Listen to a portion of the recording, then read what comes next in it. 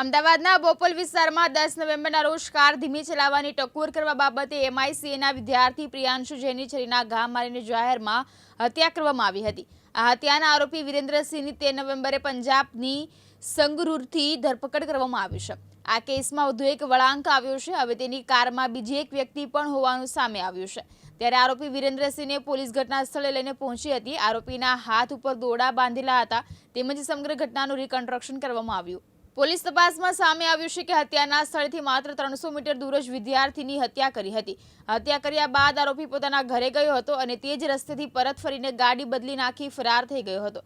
Bopal fire station પાસે આરોપી વિરેન્દ્રસિંહ પઢિયાએ ગાડી ધીમી ચલાવવા બાબતે તકરાર થતા માયકામાં અભ્યાસ કરતા પ્રિયાંશુ જૈન નામના વિદ્યાર્થીને પીઠના ભાગે છરી મારી દીધી હતી। આ જગ્યાએથી છરી માર્યા બાદ આરોપી પોતાની હેરિયર લઈને ઘટના સ્થળેથી 300 મીટર દૂર આવેલા પોતાના ઘરે સન સાઉથ વિન્ડ્સમાં જતો રહ્યો હતો। હત્યા કર્યા બાદ આરોપી ઘરેથી ગાડી લઈને ઘટના સ્થળેથી જ પરત ફરીને YMCA ક્લબ તરફ નાસી ગયો હતો। બનાવ સ્થળેથી માત્ર 300 મીટરના અંતરે સન સાઉથ વિન્ડ્સ ખાતે જ્યાં એન્ટ્રી અને એક્ઝિટ બંને ગેટ ઉપર સિક્યુરિટી ગાર્ડ એન્ટ્રી કર્યા વગર કોઈને પણ અંદર પ્રવેશ આપતી નથી। આ જગ્યાએથી જ આરોપી હત્યા કર્યા બાદ આવીને પોતાની ગાડી લઈ નીકળ્યો હતો અને રસ્તામાં બીજી 2 ગાડી બદલીને ફરાર થઈ ગયો હતો। વિરેન્દ્રસિંહ સૌપ્રથમ ટ્રાવેલ્સ અને ત્યારબાદ 2 ગાડી બદલી પંજાબ સુધી પહોંચ્યો હતો, જ્યારે તેની પાસે રહેલી છરી રસ્તામાં અવાવરૂ જગ્યાએ નાખી પોતાના ઘર પાસે ગાડી પાર્ક કરી ભાગી છૂટ્યો હતો। હાલ અમદાવાદ ક્રાઇમ બ્રાન્ચે પોલીસકર્મી વિરેન્દ્રસિંહ પઢેરિયાની ફરિયાદ સાથે ઓળખ પરેડની તજવીજ શરૂ કરી છે। ગાડીમાં ડ્રાઈવર તરીકે રહેલા અન્ય પોલીસકર્મી દિનેશ ઉર્ફે DK અંગે પણ તપાસ ચાલુ છે। આ દિનેશે વિરેન્દ્રને ભાગવામાં મદદ કરી હોવાથી તેના વિરુદ્ધ પણ કાર્યવાહી થઈ શકે છે।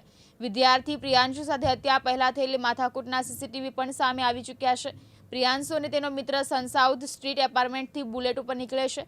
તરત જ બુલેટ ટર્નમાં ધીમું પડે છે અને સામેથી હેરિયર કાર આવે છે। આ સમયે કાર ચાલકને ધીરી ચલાવ કહીને બંને મિત્રો આગળ નીકળ્યા હતા અને હેરિયર ચાલક યુટર્ન લઈને તેનો પીછો કરે છે, જેની ગણતરીની સેકન્ડોમાં જ કાર ચાલક બુલેટને રોકીને પ્રિયાંશુ પર છરીથી હુમલો કરે છે। CCTV ફૂટેજના બીજા એંગલમાં જોઈ શકાય છે કે બુલેટ જ્યારે ટર્ન લે છે ત્યારે જ સામેથી હેરિયર આવે છે અને બંને વાહન સેકન્ડો માટે રોકાતા જોઈ શકાય છે, જેથી ગણતરીની સેકન્ડોમાં જ હેરિયર ચાલક પ્રિયાંશુ પર હુમલો કરી લોહીલુહાણ કરી દે છે। આ હત્યા કેસમાં પોલીસે માત્ર 48 કલાકમાં પોતાના જ વિભાગના આરોપી કર્મચારીને મોબાઈલ ટાવર અને કોલ લોકેશનના આધારે પંજાબથી ઝડપી પાડ્યો છે। ચિરાગ પાતળિયા, દિવ્યાંગ ન્યૂઝ, અમદાવાદ।